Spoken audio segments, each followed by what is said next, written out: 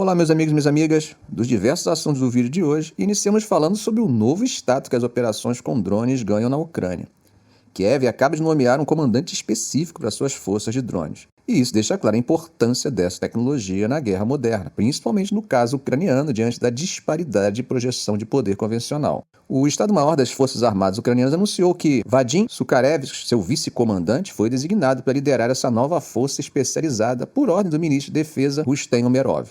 Sukharevich já era responsável pelos drones desde que foi nomeado vice-comandante em fevereiro, mas agora sua responsabilidade foi formalmente reconhecida e expandida. Essa mudança, gente, é parte de uma iniciativa que começou em fevereiro, quando Zelensky emitiu um decreto para criar um ramo separado das Forças Armadas dedicado exclusivamente aos drones.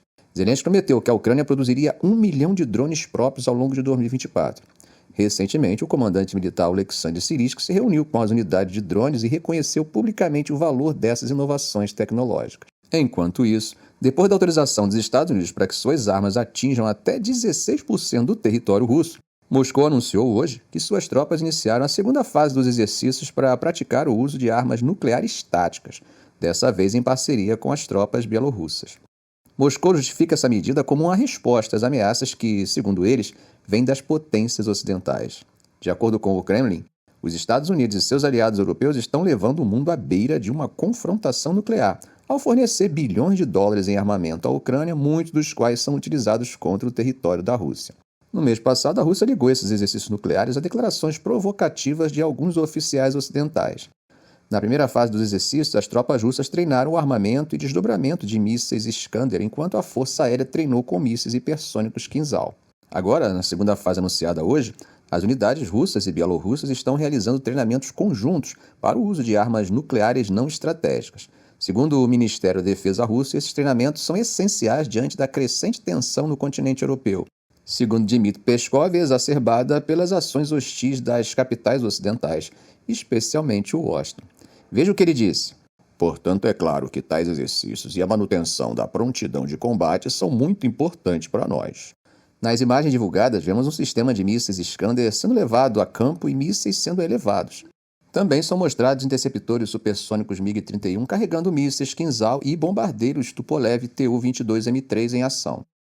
Apesar disso, na sexta-feira, Putin afirmou que a Rússia não precisa utilizar armas nucleares para garantir a vitória na Ucrânia, o que parece ser um sinal de que o conflito mais mortal da Europa desde a Segunda Guerra Mundial não deve escalar para uma guerra nuclear.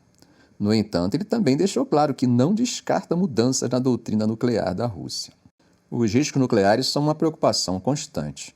Embora os Estados Unidos não tenham observado mudanças na postura estratégica da Rússia, oficiais de inteligência sênior afirmam que as declarações de Moscou sobre armas nucleares precisam ser levadas a sério. Como vocês sabem, diante da grandiosidade do arsenal nuclear de Washington e Moscou, os demais países são fichinhas, né? No entanto, gente, não podemos deixar de ter em mente que estamos falando de armas nucleares, e uma dessas armas estratégicas é capaz de apagar do mapa de uma hora para outra uma cidade inteira. Mas para que vocês tenham noção da disparidade que as duas superpotências nucleares possuem, Rússia e Estados Unidos detêm cerca de 88% das armas nucleares do mundo inteiro. Mas calma, aqui nesses exercícios estamos falando de armas nucleares táticas, e nesse segmento, a União Soviética tem, aparentemente, uma superioridade muito maior, mesmo se comparada aos Estados Unidos. Bom, as armas nucleares táticas, gente, são projetadas para o uso no campo de batalha e geralmente são menos poderosas do que as estratégicas, que, como já disse, podem destruir cidades inteiras. Para vocês terem uma ideia, os Estados Unidos possuem cerca de 100 armas nucleares não estratégicas B-61 que estão distribuídas em 5 países europeus: Itália, Alemanha, Turquia, Bélgica e Holanda, além de outras 100 em seu próprio território. Já a Rússia tem cerca de 1.558 ogivas nucleares não estratégicas. Claro, gente, que não temos como ter certeza ou precisão sobre esses números, uma vez que há o sigilo devido à sensibilidade do assunto. Bom, gente, eu acho interessante a gente pensar um pouquinho que de 1945 para cá, a noção de grandeza nuclear mudou bastante. Quando falamos de armas táticas, embora estejamos falando de armas menos potentes do que as armas estratégicas, elas podem estar no mesmo patamar destrutivo das que se abateram sobre as duas cidades japonesas em 1945. Só para vocês terem uma ideia, recentemente Putin falou que muitas das armas nucleares táticas da Rússia têm um poder explosivo de 70 a 75 quilotons, o que representa cerca de 5 vezes o tamanho da bomba que os Estados Unidos lançaram sobre Hiroshima. E parece que a corrida armamentista só tende a aumentar. Um assessor da Casa Branca afirmou que os Estados Unidos podem precisar implantar mais armas nucleares estratégicas nos próximos anos para deter as ameaças crescentes da Rússia, China e outros países. Esse cenário faz a gente refletir sobre a fragilidade da segurança global e a importância de buscar alternativas pacíficas e diplomáticas para resolver conflitos. Cada passo dado deve ser dado com responsabilidade para que não seja um estopim que dispare uma escalada sem chances de retorno. Bom, gente, enquanto isso, parece que o exército ucraniano atacou posições de lançamento de mísseis dentro da Rússia, uma estratégia que tem ajudado a reduzir o número de ataques à cidade sitiada de Kharkiv. Entre 9 e 10 de junho, Kiev realizou um ataque contra ativos de defesa aéreo russo na Crimeia, provavelmente utilizando mísseis ataque-MS. O Estado-Maior-Geral da Ucrânia informou em 10 de junho que as forças ucranianas atingiram uma bateria de defesa aérea russa S-400 perto de Rakói e 2 baterias S-300 perto de Ornomosk e Epatória. O relatório destacou que os ataques ucranianos atingiram as estações de radar de cada bateria, causando detonações secundárias de munição, e que as defesas aéreas russas não interceptaram nenhum dos mísseis ucranianos.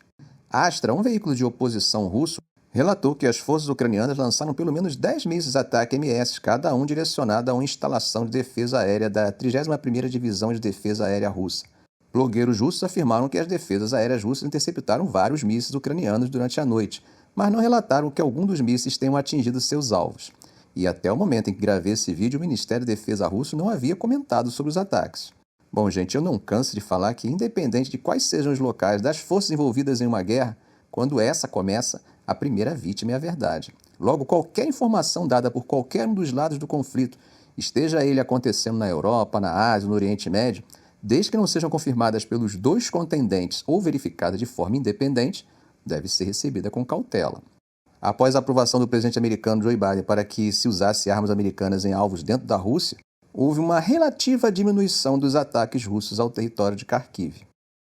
Terikov falou que, apesar dos ataques com mísseis e drones continuarem, a capacidade de atingir alvos dentro da Rússia ajudou a aliviar a situação.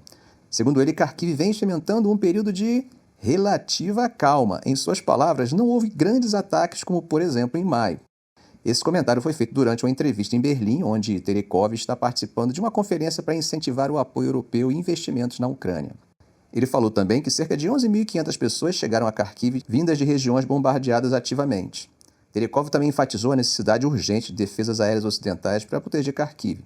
Para ele, é muito importante ter as armas a tempo, especialmente o sistema de defesa aérea múltiplo. Gente, mas quando se diz que Kharkiv vem enfrentando um período de relativa calma, preste atenção que estamos falando de relativa calma e não de calma absoluta. Kharkiv continua sendo alvo frequente de ataques russos. Conforme reportado pelas autoridades locais, ontem, segunda-feira, a Rússia lançou 3 bombas guiadas contra Kharkiv, danificando pelo menos 2 casas. Não podemos esquecer que, na linha de frente, as forças de Moscou têm feito avanços lentos, mas constantes ao longo de várias partes da vasta frente oriental e estão tentando avançar mais profundamente na região nordeste de Kharkiv. Bom, gente, mudando um pouco de assunto, a Finlândia fez seu primeiro desdobramento para a OTAN desde que ingressou na aliança em abril de 2023, enviando 7 caças F-18 para uma base militar no sudeste da Romênia. Lá eles vão realizar missões de proteção aérea juntamente com os jatos romenos e britânicos. Um comandante da Força Aérea Finlandesa afirmou que essa missão ajudará a acelerar a integração da Finlândia na OTAN. Tenho certeza de que durante essa missão de policiamento aéreo aprimorado, nossa integração na OTAN dará um grande salto à frente. A Romênia, que é membro da OTAN desde 2004, foi um dos primeiros estados da aliança a aprovar a adesão da Finlândia. Os romenos compartilham uma fronteira de 650 quilômetros com a Ucrânia e têm tido fragmentos de drones russos caindo em seu território repetidamente, à medida que Moscou ataca portos ucranianos do outro lado do rio Danúbio, que separa os dois países. Além disso, a Romênia abriga um centro regional de treinamento de F-16 apoiado pela OTAN, onde pilotos ucranianos também recebem instrução. Bom, gente, agora no campo das alianças, mais propriamente dito, a presidente da Comissão Europeia, Ursula von der Leyen, anunciou que a Ucrânia vai receber um montante de 3,4 bilhões de euros. Esse valor inclui 1,5 bilhão oriundos das receitas de ativos russos congelados em julho e mais 1,9 bilhão através do Programa de Apoio à Ucrânia, ainda esse mês. Durante a Conferência de Recuperação da Ucrânia em Berlim, von der Leyen destacou que a Rússia deve ser responsabilizada por seus crimes e agora a União Europeia está fazendo a Rússia pagar. Segundo ela, o objetivo da conferência é ir além das necessidades imediatas da Ucrânia e traçar um caminho confiável para a recuperação econômica do país. No mês passado, a União Europeia chegou a um acordo para confiscar os lucros dos ativos russos congelados com o objetivo de financiar armas e ajudar a Ucrânia. Von der Leyen mencionou que os líderes do G7 discutirão em uma cúpula na Itália nessa semana como acelerar os processos para que a Ucrânia possa se beneficiar desses recursos. Essa cúpula será um ponto importante para coordenar o apoio internacional na reconstrução da Ucrânia pós-guerra. Além disso, o Programa de Apoio à Ucrânia da União Europeia tem um orçamento total de 50 bilhões para o período 2004-2027. Esse apoio financeiro será oferecido na forma de subsídios, que compõem um terço do programa, e empréstimos, que representam 2/3 restantes, claro, condicionados à implementação de reformas na Ucrânia. Bom, gente, agora atravessando o Mediterrâneo, segundo um alto funcionário do grupo militante palestino disse hoje, terça-feira, o Hamas aceitou uma resolução da ONU apoiando um plano para acabar com a guerra entre Israel e Gaza e afirmou estar pronto para negociar os detalhes, o que o secretário de Estado dos Estados Unidos chamou de um sinal esperançoso. Bom, antes de alguém ficar muito animado, Israel já comentou que o plano atrapalharia Israel de alcançar de forma completa seus objetivos.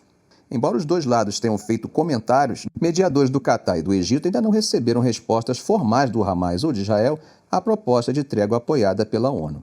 Ambos os lados sugeriram na terça-feira que o plano se encaixava em seus objetivos conflitantes, levantando dúvidas sobre se houve algum progresso real em direção a um acordo. O secretário de Estado Antony Blinken disse em Tel Aviv que as discussões, que também abordam planos pós-guerra para Gaza, continuarão nos próximos dias após conversas com líderes israelenses. Blinken se reuniu hoje com oficiais israelenses em um esforço para acabar com a guerra aérea e terrestre de 8 meses de Israel contra o Hamas, que, como sabemos, devastou Gaza. Antes da viagem de Blinken, Israel e Hamas repetiam posições bem rígidas que prejudicaram rodadas anteriores de mediação da trégua, enquanto Israel continua com ataques no centro do sul de Gaza, entre os mais sangrentos desde o início da guerra. A proposta de Biden prevê um cessar-fogo e a libertação gradual de reféns em troca de palestinos presos em Israel, levando eventualmente ao fim permanente da guerra. Hoje, terça-feira, Sami Abiy-Zuhri, um alto funcionário do Hamas baseado fora de Gaza, disse que aceitou a resolução de cessar-fogo e estava pronto para negociar os detalhes. E isso exigiria uma fórmula que estipule a retirada total das tropas israelenses de Gaza em uma troca de reféns mantidos em Gaza por palestinos presos em Israel. Veja o que disse Abiy-Zuhri sobre o assunto. A administração dos Estados Unidos enfrenta um verdadeiro teste para cumprir seus compromissos em obrigar a ocupação a encerrar imediatamente a guerra, em cumprimento à resolução do Conselho de Segurança das Nações Unidas. Blinken disse que a declaração do Hamas era um sinal esperançoso, mas ainda precisava de uma palavra definitiva da liderança do Hamas dentro de Gaza, que está cercada por Israel. Após a saída de Blinken para a Jordânia, um alto funcionário do governo israelense, que pediu para não ser identificado, disse que a proposta publicada permitiria que Israel alcançasse seus objetivos de guerra. O funcionário repetiu a postura de longa data de Israel de que as capacidades militares e de governança do Hamas em Gaza devem ser aniquiladas e todos os reféns libertados, com Gaza não representando ameaça futura para Israel. Como nós sabemos, os Estados Unidos são o aliado mais próximo de Israel e o maior fornecedor de armas, mas, juntamente com grande parte do mundo, tem criticado severamente o enorme número de mortes civis em Gaza e a destruição e calamidade humanitária causada pelas ofensivas israelenses. Hoje, na faixa de Gaza, os palestinos reagiram de forma cautelosa à votação do Conselho de Segurança, temendo que pudesse ser mais uma iniciativa de cessar-fogo que não avança.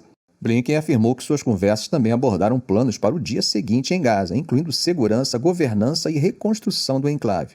Temos feito isso em consulta com muitos parceiros em toda a região. Essas conversas continuarão. É imperativo que tenhamos esses planos. Blinken também buscou medidas para evitar que meses de confrontos na fronteira entre Israel e o Hezbollah do Líbano se transformassem em uma guerra.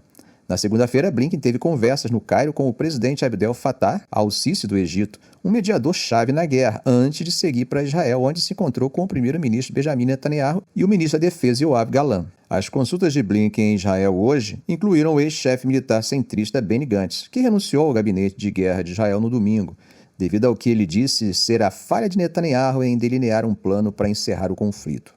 Blinken, falando mais tarde em uma conferência na Jordânia sobre a resposta humanitária para Gaza, anunciou 404 milhões em ajuda para os palestinos e pediu que outros doadores também se mobilizassem.